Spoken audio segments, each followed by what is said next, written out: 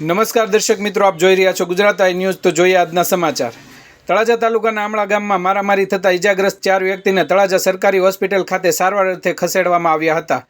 બનાવની જાણવા મળતી વિગત અનુસાર આમળા ગામમાં ઘરે લગ્ન પ્રસંગ હોય ત્યાં બાજુમાં રહેતા શખ્સો દ્વારા રાત્રિ દરમિયાન કોઈ બાબતે મનદુખ થતાં કિશનભાઈ ભૂપતભાઈ બારિયા, રીતુલભાઈ બચુભાઈ બારિયા, વિક્રમભાઈ શિવાભાઈ સોલંકી અને વિશાલભાઈ વિક્રમભાઈ ઉપર આમળા ગામમાં રહેતા શખ્સો દ્વારા માર મારતા નાની મોટી ઈજા થતાં ઈજાગ્રસ્તને સારવાર અર્થે સરકારી હોસ્પિટલ ખાતે ખસેડવામાં આવ્યા હતા. તમારું નામ શું? મારું નામ વિક્રમભાઈ.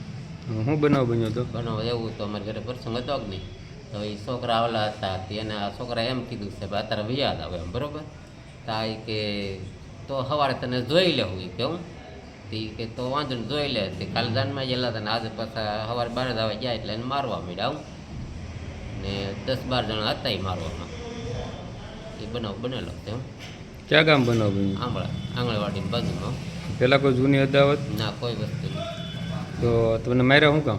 મારે બસ સાંજે આ છોકરો એમ કીધું કે સાંજે બબાલ થઈ ગઈ, દારૂ પીને છોકરા આમ નાશ કરતા એમાં ઊભા થતા આવતા કે અત્યારે જવા જો ને ભાઈ. આ છોકરાને સમજ્યા નહીં કે હું સવારે જોઈ લે બનાવમાં, એ બીજો કંઈ બનાવ કાંઈ હતો નહીં. જૂની કઈ અદાવત નહોતી? નહીં, કાંઈ વસ્તુ નહીં.